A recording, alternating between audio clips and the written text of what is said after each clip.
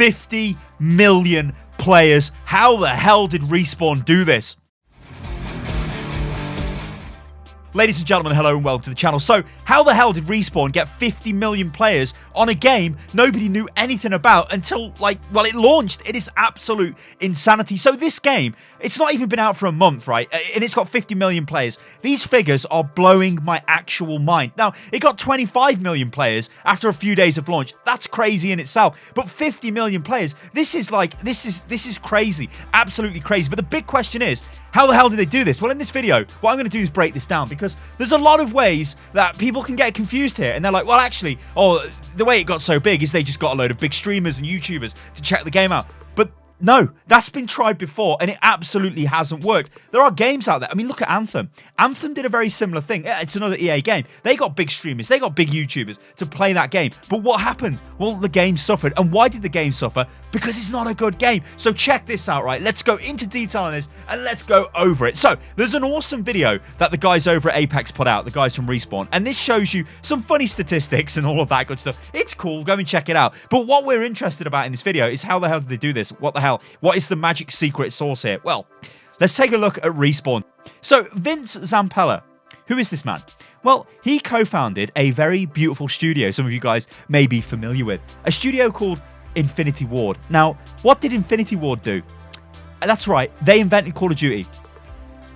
Oh my god, right? Call of Duty was one of the best FPS games ever made. Nobody can deny that. The mechanics were solid. It was great. For the time, it was fantastic. There's probably loads of you guys out there who played tons of Modern Warfare. It was just completely insane. It was beautiful. What a game. Call of Duty now, okay, whatever. It's different times, different studios. Who cares, right? So Vince then goes on to actually get picked up by EA and then forms a new studio. And this studio they call Respawn. Now, Zampella was involved with Infinity Ward until 2010, at which point they moved to Respawn. EA acquired them. What games did they make? Well, the first game they dropped was Titanfall. Titanfall is one of my favorite FPS games just because it took the formula Call of Duty invented. And remember, these are essentially the same guys here. They invented Call of Duty. Now they're coming back to try and reinvent it again. They give us Call of Duty, but with loads of extra movement mechanics. You had the wall riding, you had the Titans as well. It was a fantastic game. Unfortunately, didn't really do too well in the grand scheme of things. It was a success, don't get me wrong. Titanfall was a success, but it didn't really take off how they wanted it to. It never became that new Call of Duty. Then we fast forward and we go to, well, Titanfall 2. This is one of the most underrated games ever made. It probably has the best single-player campaign in any FPS game. It doesn't do anything crazy. It doesn't reinvent the wheel. It just gives you a solid single-player campaign that is so much fun. It's a bit short. That's probably the only thing I can say about it, but it is ridiculously good, right? But Titanfall 2 fell flat on its face. That was it. And was this the end of Respawn? Well, we knew Respawn had a Star Wars game under development, but that was cool. That was fine. But what we didn't know is they had a Battle Royale game in development, and that Battle Royale game was Apex Legends. So let's talk about BR games. So I don't really care about BR games, right? I mean, did I really want a new BR game in my life? Was I about to go and play a BR game like it was the best thing ever? Probably not. I mean, what did I want from a BR game? Good shooter mechanics. So that means games like Fortnite are out of the question for me because Fortnite is a completely different. I mean, it's a third-person shooter for a start, but it's got that bloom effect on the weapons. It's not really about superb accuracy like a traditional FPS game could be about. It's also about building. I've never really been the biggest fan of building. Anyway, Fortnite's its own game, and it's totally cool doing what it does. Then you look at PUBG. Now, this could have been the game which made me play BR games. Now, I played DayZ back in the day, a very long time ago, and I really loved that. I played for hours and hours on end, but it had loads of performance problems. You know, it was pretty terrible, let's be real. Then it got picked up, and then it became its own standalone product and never really went anywhere. But PUBG came out, right?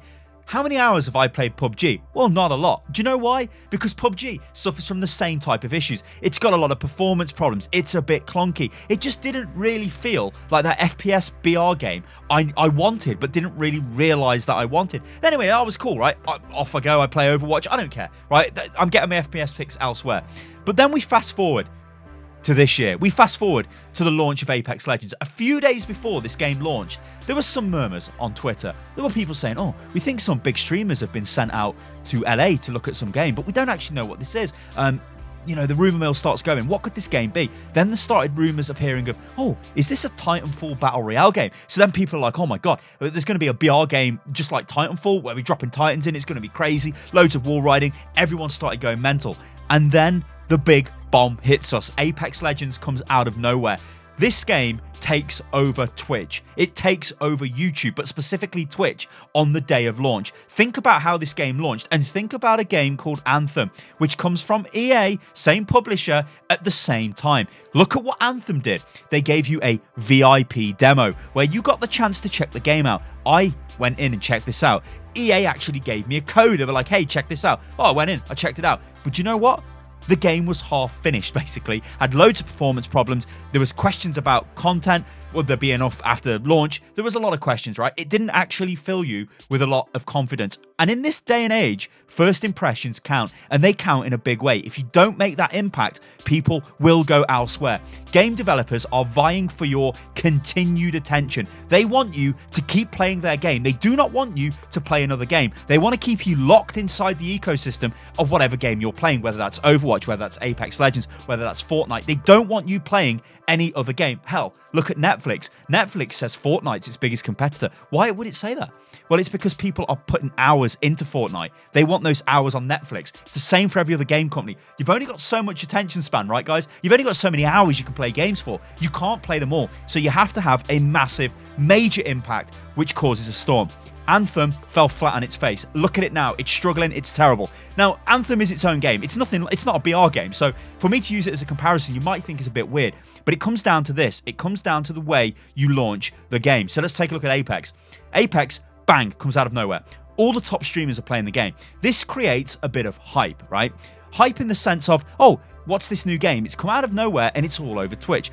Hype on YouTube. There are loads of YouTube videos showing you gameplay of this. Like, check it out. All these big FPS YouTubers. But here's the kicker. If the game was terrible, we'd have forgot about it by now.